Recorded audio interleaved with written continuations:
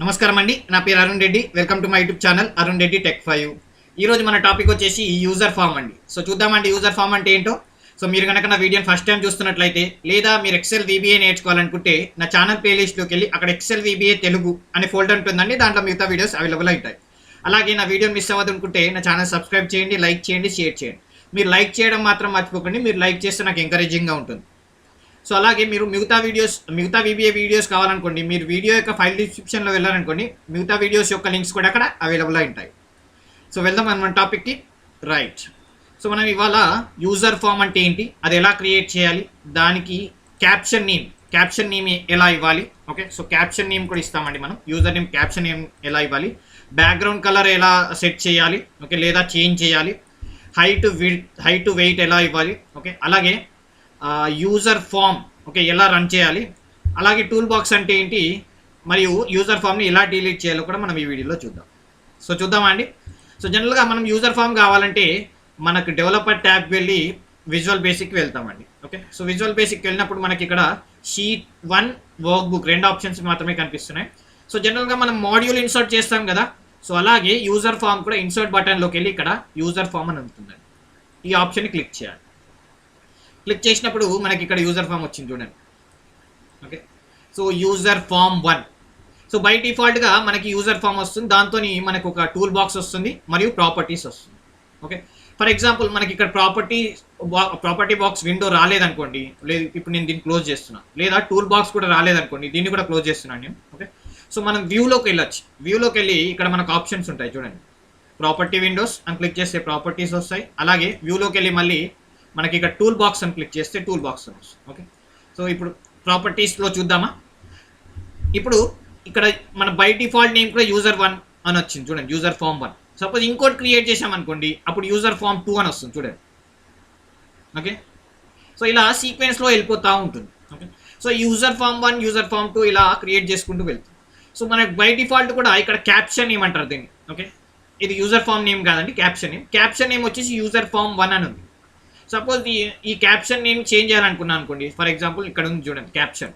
So ఇక్కడ వచ్చేసి నేను వెల్కమ్ టు యూజర్ ఫామ్ అని చేయాలనుకుంటున్నాను. క్యాప్షన్ నేమ్ వచ్చి యూజర్ ఫామ్. రైట్, ఇది నా క్యాప్షన్ నేను ఇవ్వాలండి. చూడండి వచ్చేసింది. రైట్, సో అలాగే మీరు బ్యాక్గ్రౌండ్ కలర్ చేంజ్ చేయాలనుకున్నాను అనుకోండి, ఇక్కడ చూడండి బ్యాక్గ్రౌండ్ కలర్, బార్డర్ స్టైల్ ఇలా ఉన్నాయి. సపోజ్ బ్యాక్గ్రౌండ్ కలర్ మాత్రమే చేంజ్ చేసి చూద్దాం మనం. ఓకే, సో బ్యాక్గ్రౌండ్ కలర్ ఇక్కడ ఆప్షన్ ఓపెన్ చేయగానే మనకి జనరల్గా రెండు ఆప్షన్స్ ఉంటాయి, సిస్టమ్, ప్యాలెట్. ఓకే, సో ప్యాలెట్లో ఏముంటాయంటే డిఫరెంట్ కలర్స్ ఉంటాయి. ఏ కలర్ కావాలని సెలెక్ట్ చేసుకోవచ్చు. సిస్టమ్ అంటే జనరల్గా మనం ఇక్కడ చూస్తాం కదా, ఈ సిల్వర్లో, గ్రేలో మరియు బ్లాక్లో జనరల్ మన విండోస్ ఉంటాయి కదా, అలా ఉంటాయి.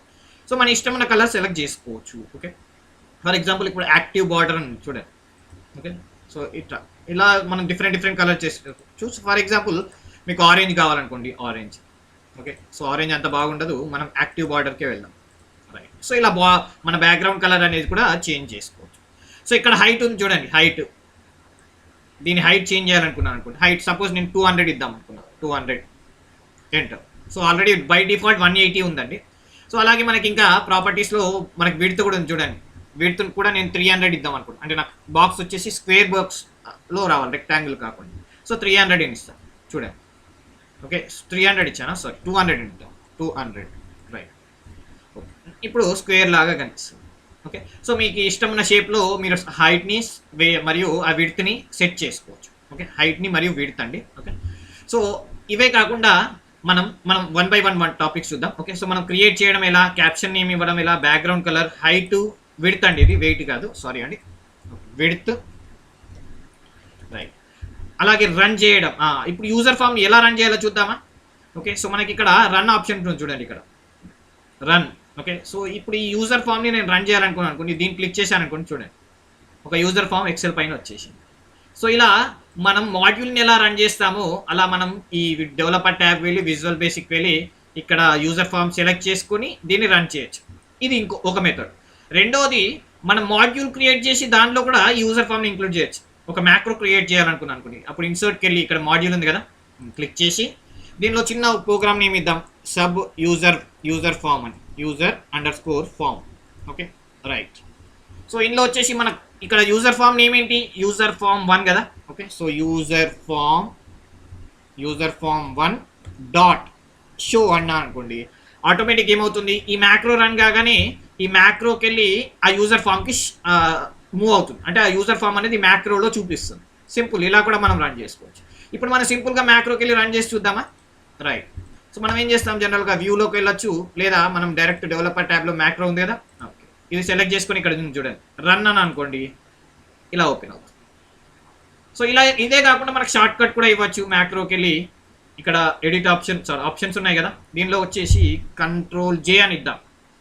Okay, right. ఓకే, ఇప్పుడు నేను కంట్రోల్ జే అని ప్రెస్ చేస్తాను. కంట్రోల్ జే, చూడండి ఇలా ఓపెన్. ఇలానే కాకుండా మీరు సపోజ్ మీకు ఒక ఏదైనా ఇన్సర్ట్ చేసి, సపోజ్ ఒక బటన్ లాగా ఏదైనా ఇన్సర్ట్ చేయాలనుకున్నారు, షేప్స్ ఉన్నాయి కదా, సో షేప్లో ఒక బటన్ లాగా ఇలా క్రియేట్ చేసి దీనికి రైట్ క్లిక్ ఇచ్చేసి ఇప్పుడు మ్యాక్రో అసైన్ చేశారనుకోండి, ఆటోమేటిక్గా ఏమవుతుంది, ఆటోమేటిక్గా మ్యాక్రో నుంచి మళ్ళీ మన యూజర్ ఫామ్కి వెళ్ళిపోతుంది. రైట్. సో ఇప్పుడు నేను ఈ బటన్ పైన క్లిక్ చేశాను అనుకోండి, చూడండి యూజర్ ఫామ్ అనేది ఓపెన్. బాగుంది కదా. సో ఇలా డిఫరెంట్ వేస్గా మనం యూజర్ ఫామ్ అనేది రన్ చేయొచ్చు. సో నెక్స్ట్ వచ్చేసి టూల్ బాక్స్ అండి. ఓకే, సో టూల్ బాక్స్ అనేది ఇక్కడ ఈ ప్రాపర్టీస్ క్లోజ్ చేస్తున్నాను నేను ఇప్పుడు. ఓకే, సో యూజర్ ఫామ్కి వెళ్దాం. Right. So user form properties close చేస్తున్నాను. మనకి ఇక్కడ ప్రాపర్టీస్ లేదా టూల్ బాక్స్ కావాలంటే ఏం చేయాలన్నా, వ్యూలోకి వెళ్ళి ఇక్కడ ఉంది చూడండి, సో టూల్ బాక్స్ అనే ఆప్షన్ క్లిక్ చేస్తాం. సో ఇలా చాలా కంట్రోలర్స్ ఉంటాయండి మనకి. సపోజ్ మనకి ఒక బటన్ కావాలన్నా, ఒక టెక్స్ట్ బాక్స్ కావాలన్నా, ఓకే, సో సపోజ్ ఒక బటన్ కావాలనుకోండి, ఇలా బటన్ క్రియేట్ చేసుకోవచ్చు. అలాగే టెక్స్ట్ బాక్స్ కూడా యూజర్ నేమ్, పాస్వర్డ్ అని, సబ్మిట్ అని క్లిక్ చేయాలనుకున్నాండి, అప్పుడు కూడా మనం క్లిక్ చేయొచ్చు.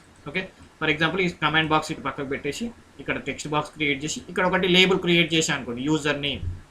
ఓకే, యూజర్ నేమ్ అని ఈ లేబుల్ పైన క్లిక్ చేశాను అనుకోండి, యూజర్ నేమ్. ఓకే, సో ఇలా డిఫరెంట్ ఆప్షన్స్ మనం ఇందులో క్రియేట్ చేసుకోవచ్చు. ఈ కమిట్మెంట్లో ఏమంటారు, సబ్మిట్, యూజర్ నేమ్ ఇచ్చి సబ్మిట్ అని కొట్టారనుకోండి, సింపుల్. బాగుంది కదా. సో ఇలా మన కంట్రోల్ డిఫరెంట్ ఆప్షన్స్ ఉంటాయి. ఇది నెక్స్ట్ వీడియోలో మనం డీటెయిల్గా చూద్దాం. ఒక్కొక్క బటన్ పైన మనం వీడియోని డీటెయిల్గా చూద్దాం. సో ఇలా మనం యూజర్ ఫామ్ని మరియు టూల్ బాక్స్ని యూజర్ ఫామ్లో యూజ్ చేయొచ్చు.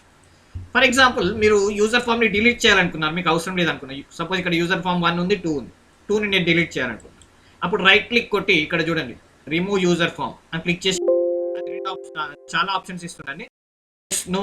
ఓకే, సో ఎస్ అన్న అనుకోండి, దాని యొక్క ఏదైతే ఎక్స్పోర్ట్ అవుతుంది. ఓకే, సో మనకి ఇక్కడ అది అవసరం లేదు కాబట్టి నో అంటాం. ఓకే, నో అంటే అది క్లియర్. సో ఇలా మనం యూజర్ ఫామ్ని డిలీట్ కూడా చేయొచ్చు. బాగుంది కదండి. సో ఫ్రెండ్స్, ఈ వీడియో కనుక నీకు నచ్చినట్లయితే తప్పకుండా లైక్ చేయడం మాత్రం మర్చిపోకండి. Thank you and support me.